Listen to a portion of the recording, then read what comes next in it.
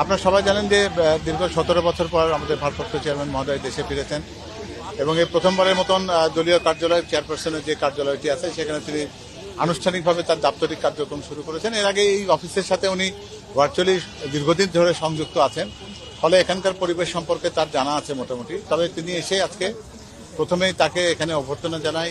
এই ওনার চেয়ারপারসনের কার্যালয়ের যে সমস্ত কর্মকর্তারা যারা ছিলেন তাদের সাথে আমাদের স্থায়ী কমিটির সদস্যরা তারাও ছিলেন।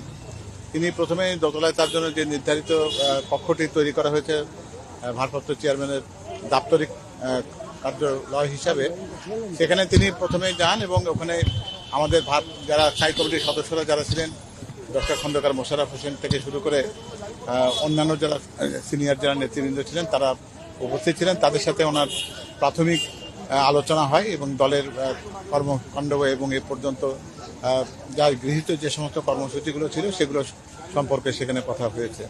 তারপর উনি পর্যায়ক্রমিকভাবে অন্যান্য যারা ছিলেন তাদের সাথে অনেকের সাথে কথা বলেছেন।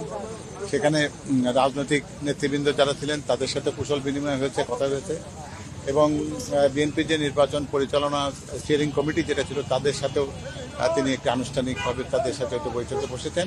এছাড়া তার নিজস্ব কিছু নির্বাচন সংক্রান্ত কিছু কাজ ছিল, যেমন বগুড়া 6 থেকে তিনি নির্বাচন করছেন সদরে এবং যে আসনটি রয়েছে সেখান থেকে সেখানকার তার মনোনয়নপত্রকে পূর্ণ করা এবং সেখানকার যে নির্দেশনা দেওয়া কিভাবে সেটা সেখানে জমা দেওয়া হবে সেই সম্পর্কে নির্দেশনা দিয়েছেন।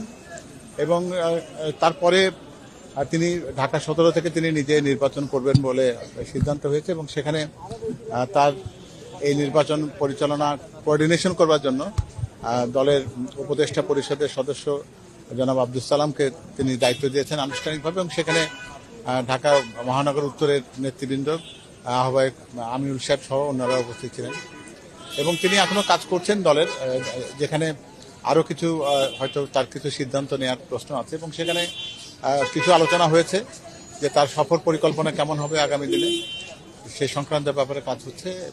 আর এছাড়া উনি গুরুত্বপূর্ণ কিছু নির্দেশনা দিয়েছেন যেটা সাংগঠনিক, এইরকমই আর কি।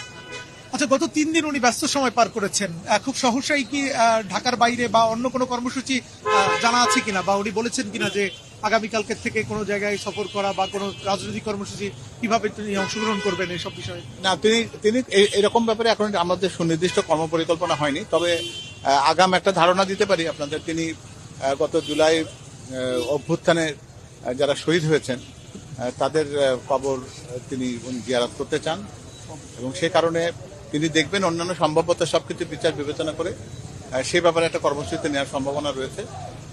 এর পাশাপাশি আরও কিছু অন্যান্য কার্যক্রম আছে। তিনি হয়তো সংবাদপত্রের সাথে যারা জড়িত আছেন, মিডিয়ার সাথে যারা সংযুক্ত আছেন তাদের সাথে হয়তো আনুষ্ঠানিকভাবে তার একটা মত বিনিময়ের সুযোগ হবে ইনশাআল্লাহ। এটা কবে নাগাদ হতে পারে? এটা সবই আমরা জানাবো আপনাকে। আমরা এই ধরনের কাজ করছি, তার কারণ এখানে আপনারা জানেন যে দেশনেত্রী বেগম খালেদা জিয়া গুরুতর অসুস্থ, তো যিনি মূলত সেটা তার বলতে পারেন যে একটা অন্যতম গুরুত্বপূর্ণ একটা দায়িত্ব যে তার মায়ের শয্যা পাশে তার থাকা, সেটা তিনি থাকছেন, নিয়মিতভাবে যাচ্ছেন। তো ঢাকার বাইরে কোনো কার্যক্রম গ্রহণ করবার আগে তাকে চিকিৎসকদের সাথেও কথা বলতে হবে এবং এই বিবেচনাগুলোকে গুরুত্বের সাথে। অন্য সব দলের সাথে জোট করার ব্যাপারে কোনো পরিকল্পনা করছেন? আমার তো মনে হয় যে জোটের ব্যাপার যা আছে এটা তো ইতিমধ্যে আপনারা সবই জেনেছেন। আলোচনার শেষ মুহূর্তে যা হয় রাজনীতির ক্ষেত্রে সেটা হয়তো আজকে রাত 12টা পর্যন্ত বা সে পর্যন্ত গভীর রাত পর্যন্ত যদি কোনো আলোচনা থাকে সেটা হবে, সেটা হয়তো নেপথ্যের বিষয়। এটা হয়তো আমরা সামনাসামনি এই মুহূর্তে বলবার মতো কোনো তথ্য দেওয়ার মতো কিছু নেই আমার কাছে। আর জোট তো ইতিমধ্যে যা হয়েছে আপনারা জানেন যে আমাদের জোট সঙ্গীতের মাঝে মোটামুটি আমরা আমাদের আসন বন্টনের কার্যক্রমটা প্রায় শেষ হয়েছে। তো যাই হোক, আগামীকাল আনুষ্ঠানিকভাবে মনোনয়নপত্র দাখিল করার শেষ দিন উনি 2টি আসন থেকে বগুড়া 6 থেকে এবং ঢাকা 17 আসন থেকে নির্বাচন